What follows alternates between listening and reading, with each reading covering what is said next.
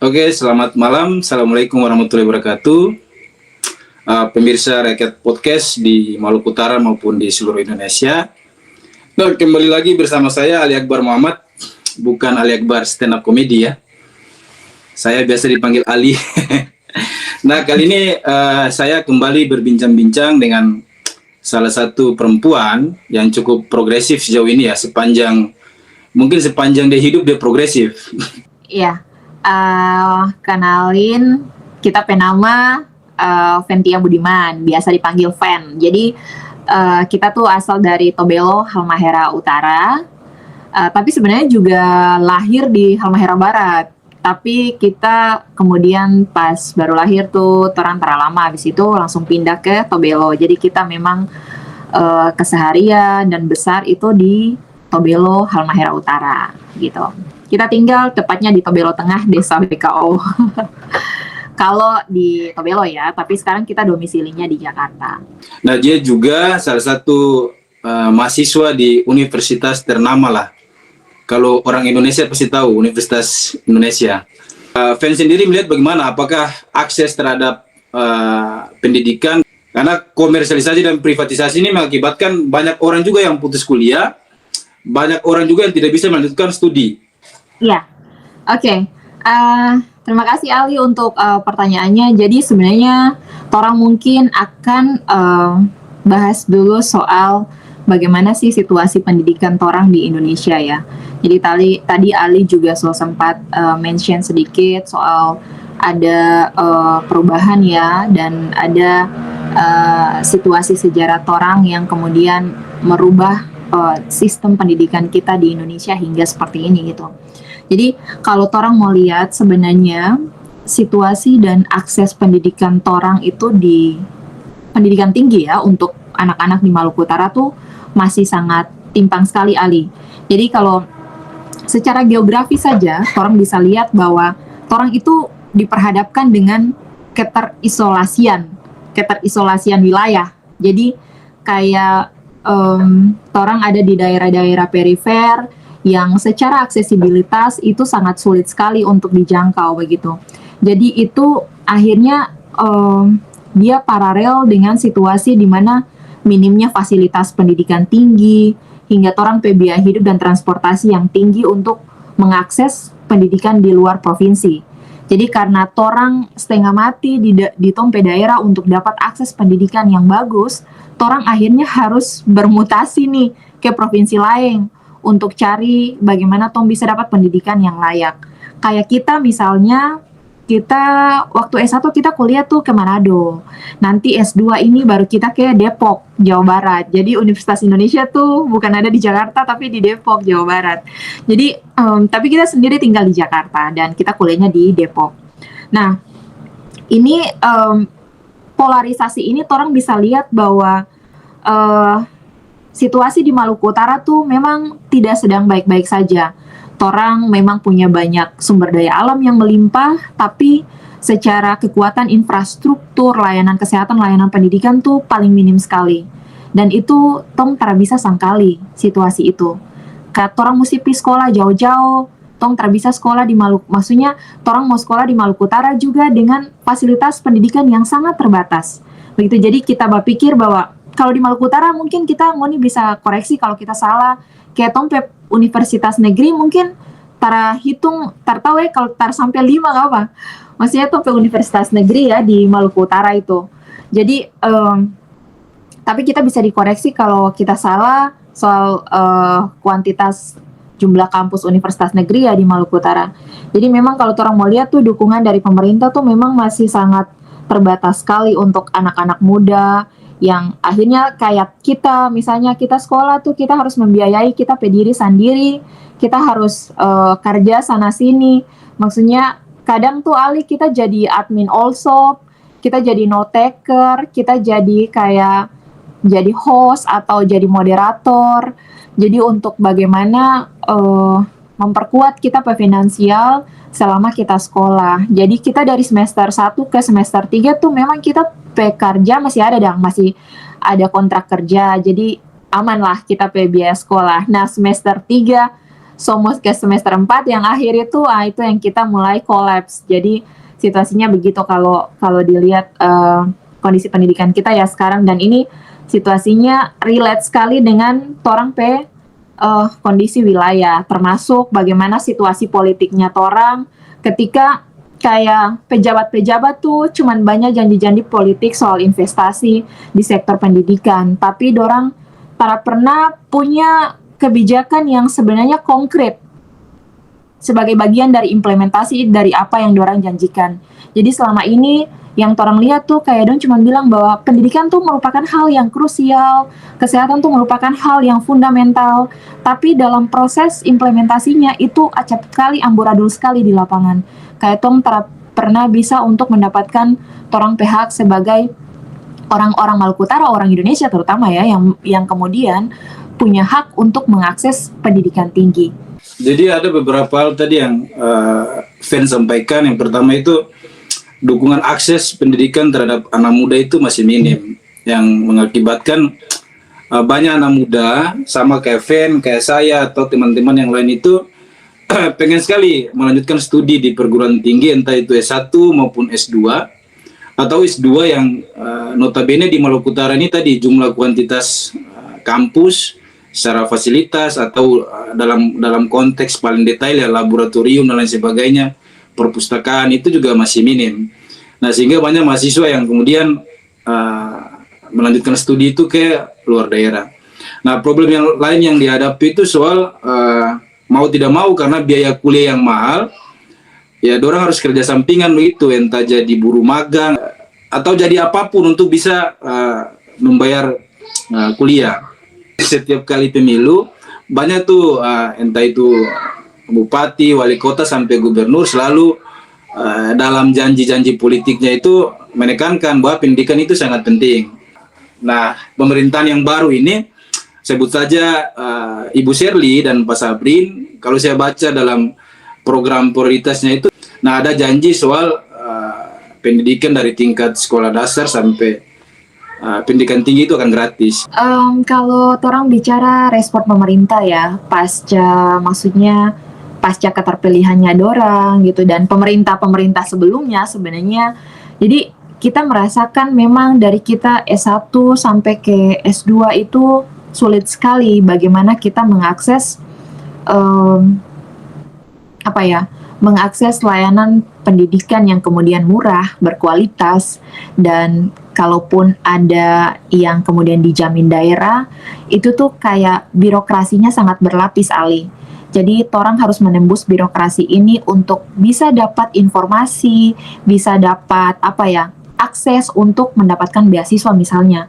Untuk orang-orang Maluku Utara yang mungkin ton terpakai LPDP misalnya, ton terpakai Australian Award Scholarship atau beasiswa pendidikan lainnya begitu. Jadi sebenarnya disclaimer dulu, kayak orang juga berusaha sih untuk dapat beasiswa, kayak kita pernah tes beasiswa LPDP tapi kayak di ujung kita terlalu lolos, tapi kita lolos di UI. Jadi kayak wah, kita harus maju begitu, dan akhirnya kita kerja sampingan. Tapi satu sisi adalah kita melihat ada jarak, Ali, antara pemerintah dengan kondisi realitas warga atau masyarakat atau torang sebagai mahasiswa. Selain jarak karena faktor birokrasinya yang berlapis, ada juga bagaimana tidak transparannya informasi soal bagaimana layanan pendidikan di Indonesia, terutama di Maluku Utara tuh diberlakukan. Maksudnya kayak dong terakas tahu orang akses ini yang Oni bisa dapatkan kan. Selama ini torang pernah tahu, dan torang tidak pernah tahu saluran mana yang harus dipakai untuk kemudian bisa terhubung nih dengan pemerintah, dan akhirnya torang punya aksesibilitas ke layanan pendidikan yang layak begitu. Oke, secara ini mungkin kita misalnya kuliah di Universitas Indonesia, kita dapat layanan pendidikan yang bagus begitu, tapi secara pembiayaan kita terkendala begitu. Jadi untuk kita mau cari akses jalan keluar nih susah karena menembus birokrasi yang cukup sulit begitu di Maluku Utara khususnya.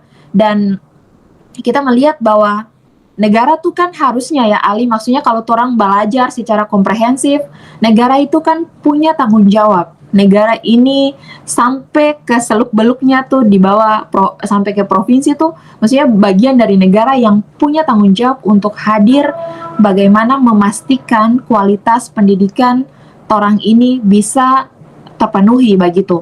Tidak hanya bicara kualitas saja, tapi sampai DPTTB-nya semua tuh. Kayak mulai dari aksesibilitas orang terhadap beasiswa, terus fasilitas dukungan untuk pendidikan di sektor pendidikan untuk tenaga medis, misalnya orang butuh laboratorium yang sangat memadai dan lain-lain. Jadi semua fasilitas pendukung dalam layanan pendidikan tuh memang harus dibuka secara lebar-lebar dan itu harus diakses secara terbuka oleh semua orang tanpa terkecuali. Kayak berpikir kayak ngana anak pejabat kok ngana dapat nomor urut 1 untuk bisa terima beasiswa ini, beasiswa S2 atau beasiswa akhir studi begitu, karena ngana atensi gubernur misalnya, atau ngana atensi bupati, atau ngana atensi dinas mana kah.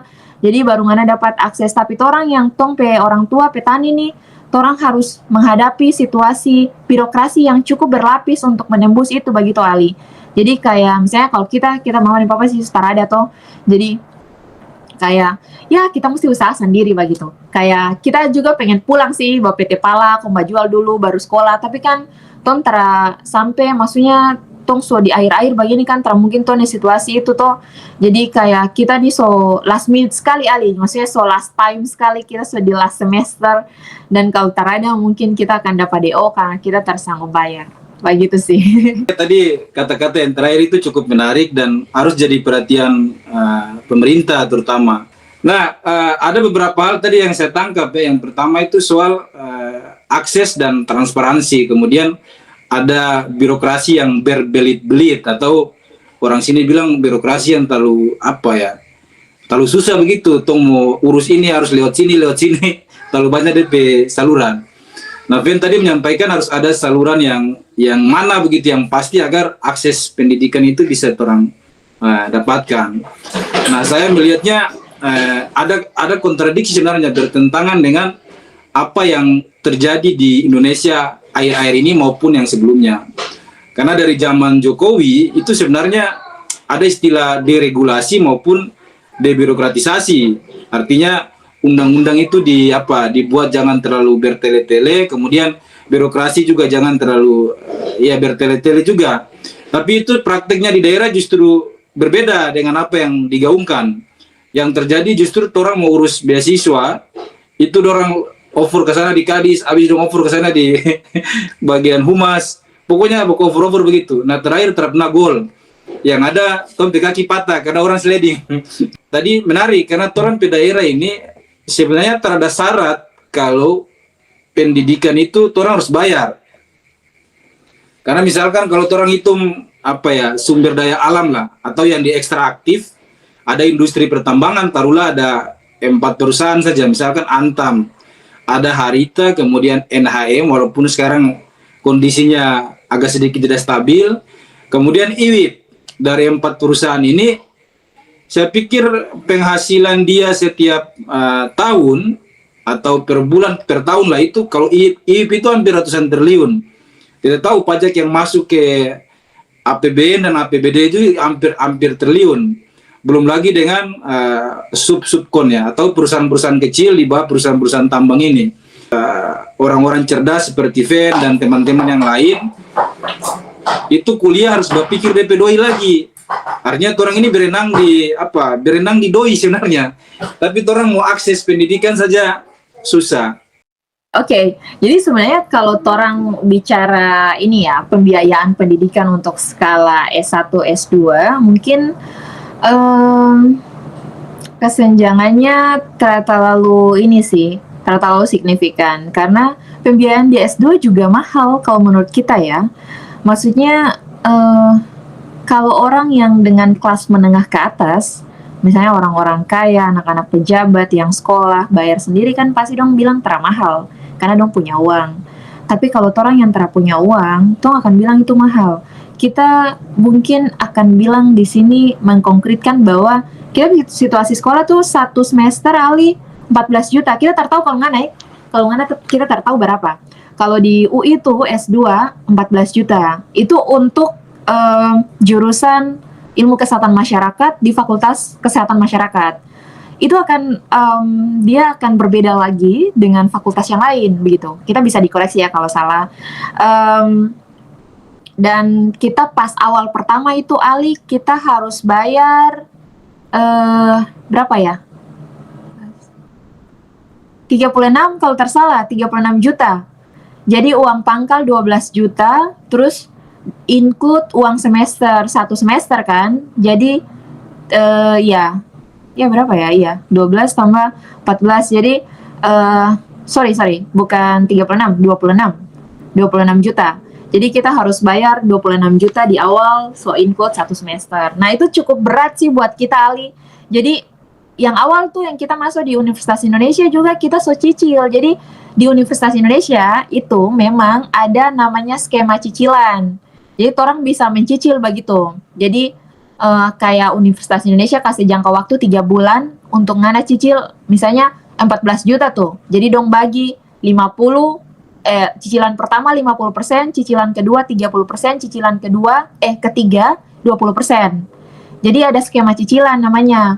Tapi juga dilengkapi dengan syarat-syarat kayak surat keterangan tidak mampu, begitu-begitu, foto rumah. Jadi tolong harus kasih masuk itu lagi.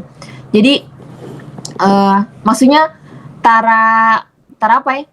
Ngana tara bisa skema cicilan loa-loa begitu.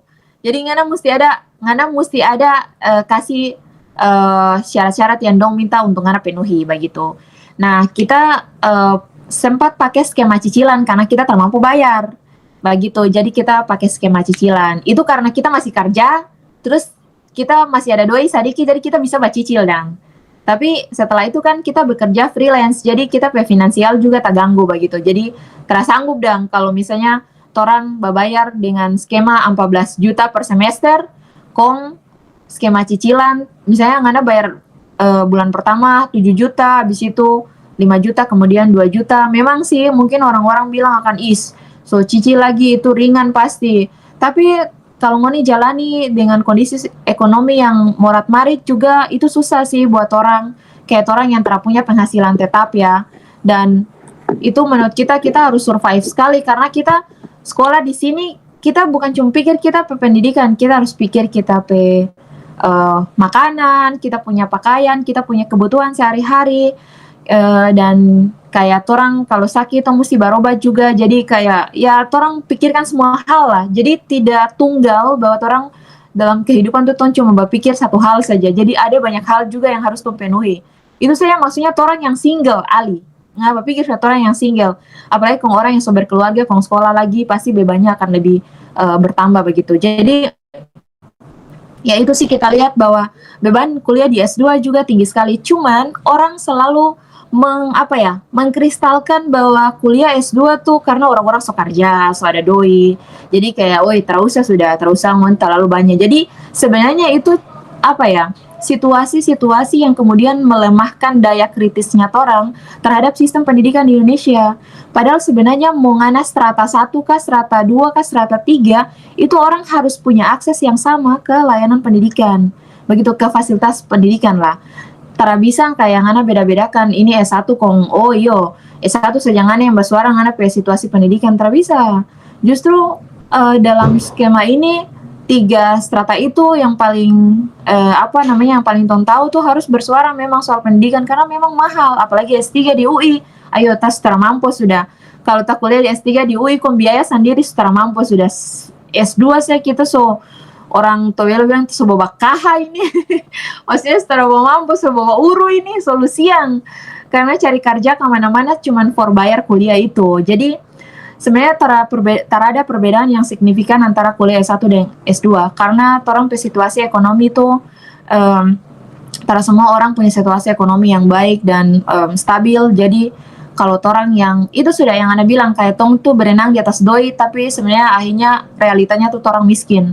Dan ya itu orang dimiskinkan karena sistem begitu, dan kita percaya kayak tong dimiskinkan tuh bukan karena orang pemalas ton terkerja orang halmahera sana paling rajin-rajin mana kalapa apa semua pala cengke, tapi bukan karena tong pemalas kun tong miskin, tapi karena sistem yang bikin tong miskin. Dong ambil tong pe sumber daya alam, tapi tidak diimbangi dengan bagaimana memperbaiki kualitas pendidikannya orang begitu. Ini tambah menarik, Vene. Makin lama makin panas begitu. Jadi saya tadi cukup terharu karena Ven cerita soal apa? Soal dia harus menempuh pendidikan di UI, kemudian dia harus bekerja. Di satu sisi dia perempuan, jadi ada hal yang berlapis sebenarnya, atau bahasa yang paling paling tegas itu penindasan yang berlapis. Jadi dia harus menghadapi situasi pendidikan yang mahal. Di satu sisi dia bekerja ini, dia menghadapi juga situasi kerja yang mungkin tidak sesuai dengan apa yang dia kerjakan, upahnya atau yang lain sebagainya.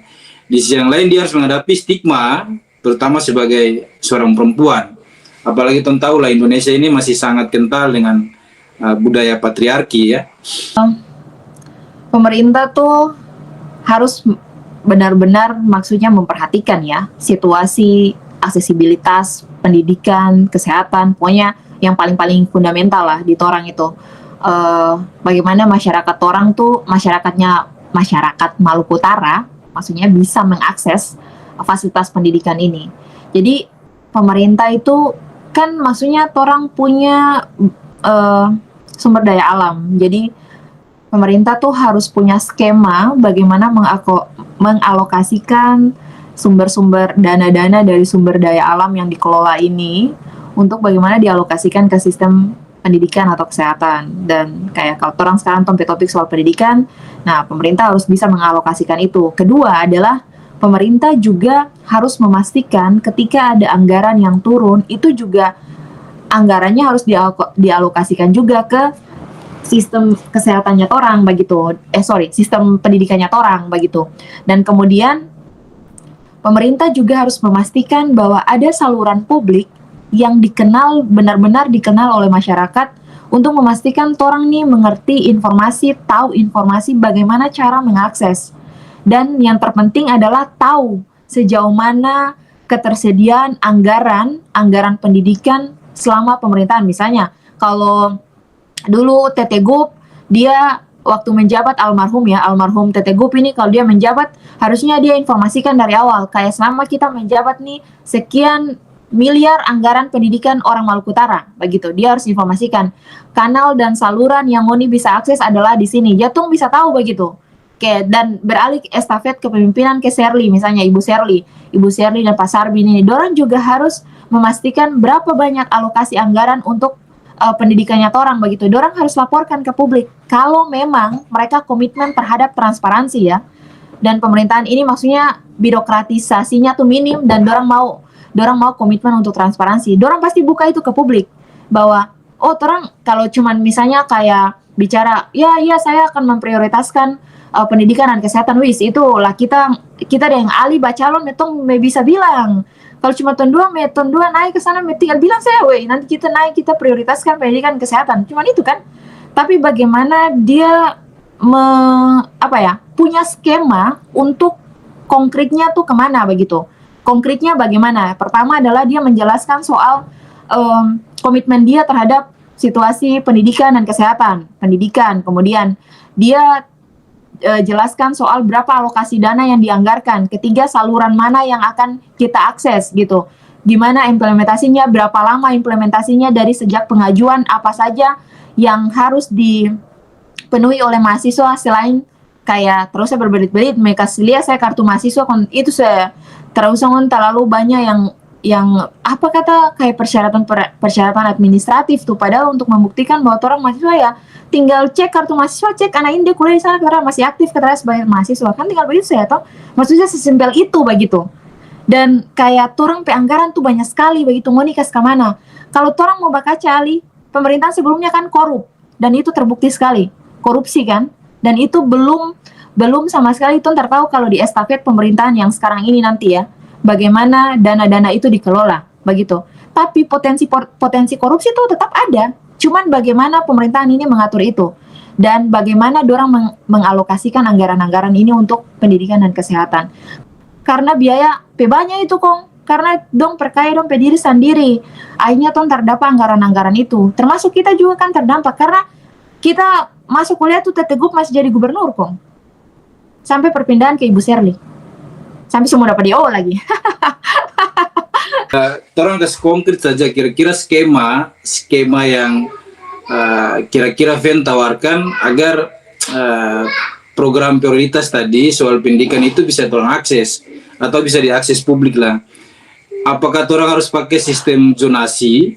Sistem zonasi ini agar orang-orang tidak perlu lagi kuliah di luar negeri atau di Depok atau di Jogja atau di Manado dan lain sebagainya. Atau kemudian tidak masalah selain sistem zonasi juga ada tadi misalkan bisa kuliah di luar, kemudian bisa akses dana pendidikan secara gratis tanpa syarat. Ya, tidak perlu pakai proposal, yang penting dia ada KTP, kemudian kartu mahasiswa itu membuktikan bahwa dia kuliah S2, kemudian ditransfer langsung oleh pemerintah di berbagai kampus. Nah, dananya dari mana misalkan? Dana apakah kemudian berharap dari transfer APBN yang 20% ataukah ada semacam pajak perda begitu, peraturan daerah yang mengatur soal pajak terhadap perusahaan-perusahaan tambang nih misalkan. Jadi ada pajak 1% yang kemudian diserahkan ke daerah, APBD terutama, untuk disalurkan ke pendidikan agar bisa menjawab itu. Karena tadi misalkan kalau taruh di korup saja, sebenarnya banyak tuh yang jadi doktor kan, atau banyak yang bisa kuliah sampai S4 atau S batu gitu. Sampai jadi batu. Nah itu orang konkretkan di situ, Ven. Kemudian apakah tadi misalkan saluran itu, kan ini sekarang lagi viral juga ada wacana soal tim percepatan pembangunan daerah, kemudian Satgas. Saya lihat semacam ada abstrak yang terkonkret begitu yang dibuat pemerintah, misalkan tim percepatan pembangunan daerah itu justru memasukkan orang yang pernah menjadi pelaku korup misalkan. Yang kemudian Satgas. Nah, bagaimana kalau ada semacam Satgas yang khusus bicara soal pendidikan? Jadi ya tugas Satgas ini memastikan seluruh mahasiswa yang kuliah di Indonesia maupun di luar negeri itu bisa dapat akses pendidikan. Salurannya bisa lihat situ. Oke, ya Ali. Jadi sebenarnya kita bisa tangkap apa yang kemudian Ali tanyakan.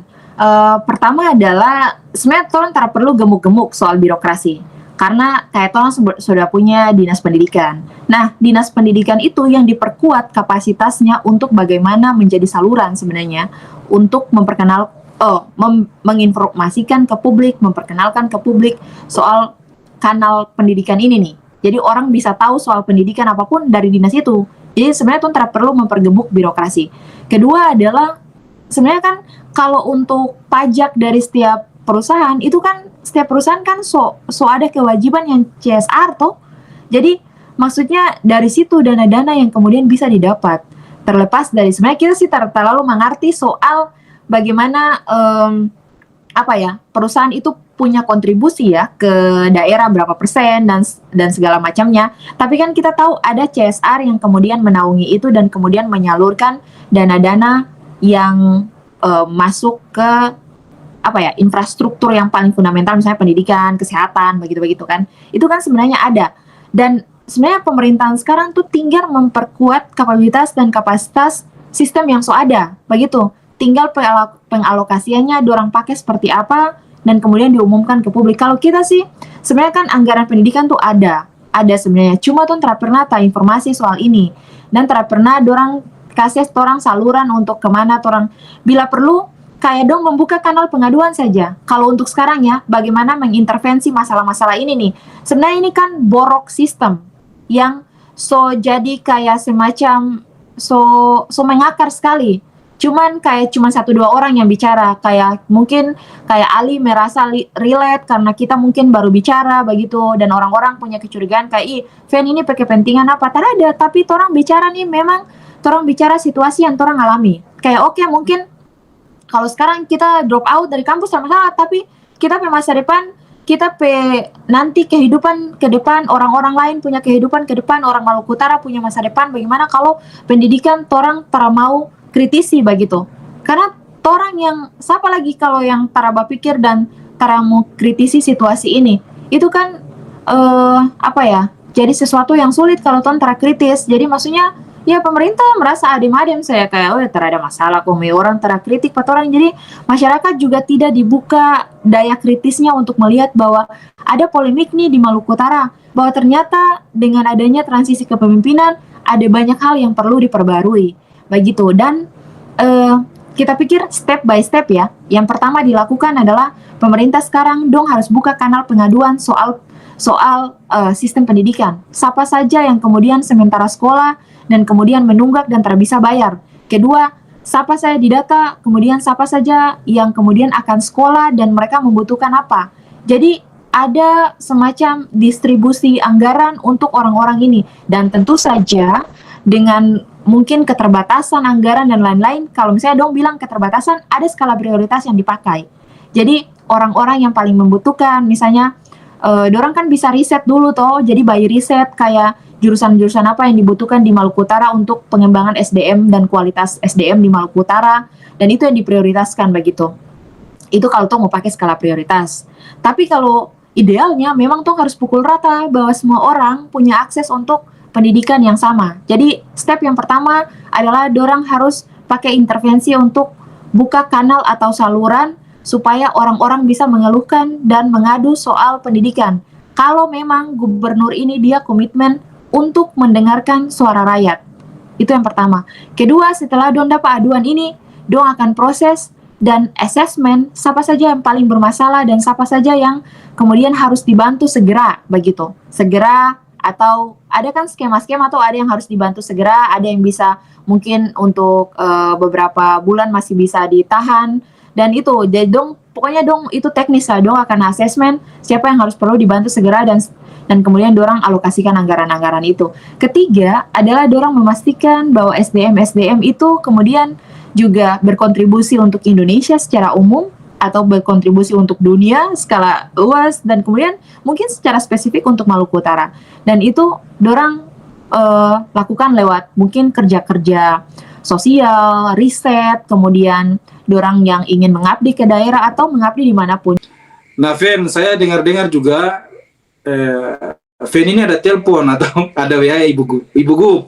Nah, kira-kira di rakyat podcast ini Fen mau sampaikan apa untuk Ibu Gu? Karena berapa kali WA, saya juga WA kirim tulisannya Fen itu cuman terdibalas. Oke, jadi sebenarnya Ali, kalau untuk apa ya, maksudnya untuk menghubungi Ibu Gubernur memang kita pernah coba, tapi tidak secara dalam tanda kutip itu tidak secara resmi. Jadi maksudnya kita by japri begitu, kayak personal ke Ibu Gubernur begitu. Tapi sebenarnya ini juga bagian dari masalah ya, Ali. Maksudnya ketika orang japri ke Gubernur itu ada masalah yang sebenarnya terselubung bahwa akses orang dengan pemerintah tuh sangat jauh. Maksudnya orang dan pemerintah tuh ada jarak sekali.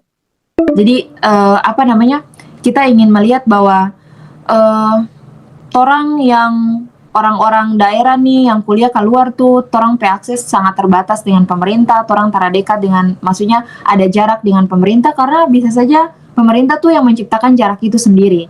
Begitu, jadi kita agak kesulitan untuk kemudian bisa terhubung dengan beliau, meskipun ada cara-cara yang kita coba. Karena pertama, kita japri pe beliau, kita komen di beliau pe Instagram, pokoknya kita berkomen lah, kita tulis kita pe pendapat, kita sampaikan bahwa kita sedang menggalang dana dan kita butuh bantuan, begitu. Jadi kita juga sempat melampirkan kita pe berkas-berkas, nilai-nilai, dan juga kita pe kartu mahasiswa dan kartu KTP ya, kartu tanda penduduk begitu ke Ibu Gubernur. Tapi dari Maret tuh Ibu terabalas sampai ini sebulan apa nih? Jadi bulan April Ibu terabalas toh. Jadi akhirnya ya begitulah. Akhirnya kayak orang terdapat jawaban juga seperti apa mekanismenya, dan sampai sejauh ini kita juga terada dapat feedback dan umpan balik dari Ibu. Jadi sebenarnya ini juga bagian dari masalah. Dan itu yang tadi kita bilang Ali, bahwa sebenarnya ini krusial sekali bahwa pemerintah daerah itu harus sebenarnya membuka ruang komunikasi ya. dengan torang masyarakat Maluku Utara, karena isu-isu pendidikan tuh krusial sekali, bukan kayak cuman apa ya, kayak dorang sebagai pemerintah tuh nanti bukan cuman kayak lantik terus jadi euforia pelantikan dan lain-lain, tapi dong benar-benar hadir untuk pendengar dan mengambil keputusan untuk torang semua begitu. Dan kita pikir tidak hanya dengan janji-janji politik yang ada, tapi bagaimana dorang mematerialkan dorang pe program dan mengimplementasikan sesuai dengan kebutuhan orang Maluku Utara, terutama dalam aspek-aspek paling fundamental yaitu kayak pendidikan dan kesehatan. Cukup menggugah atau cukup bikin saya sendiri ini merasa juga harus berjuang sama-sama dengan Fen agar situasi ini tara dihadapi oleh teman-teman yang lain nanti ketika melanjutkan studi S1 di luar daerah atau di Maluku Utara maupun S2 dan S3. Nah, kenapa saya harus bertanya tadi, walaupun itu privat ya, karena japri ke Ibu Gub, tapi ada hal yang menarik ketika saya membaca salah satu artikel di negara namanya Venezuela ya. Mungkin beda dengan Indonesia, tapi bisa turun jadi pelajaran atau pengetahuan. Jadi di Venezuela itu ada program yang namanya Halo Presiden. Jadi presiden itu bikin semacam satu kanal. Masyarakat itu bisa telepon presiden setiap hari Sabtu dan dia angkat telepon itu. Pokoknya karena mau curhat soal pendidikan kah, mau curhat soal pembangunan kah, dan lain sebagainya itu langsung dia jawab. Jadi dong live streaming di televisi atau sekarang bisa ke Facebook begitu. Nah, itu sebenarnya bagian dari bagaimana birokrasi yang sehat. Jadi tidak perlu karena ini gubernur, ini kadis, kemudian masyarakat mau baku apa saja harus ribet sekali begitu, harus pakai nota atau pakai surat-surat, itu kan terlalu ribet. Ini masyarakat yang pilih penghuni, artinya yang penghuni itu harus melayani masyarakat, bukan masyarakat yang melayani penghuni. Nah, terima kasih banyak Ben. Sebenarnya masih banyak yang harus tong diskusikan, tapi karena waktu di sini hampir jam 11. Terima kasih Ali, sampai jumpa. Selamat malam. Terima kasih semua, selamat malam. Oke.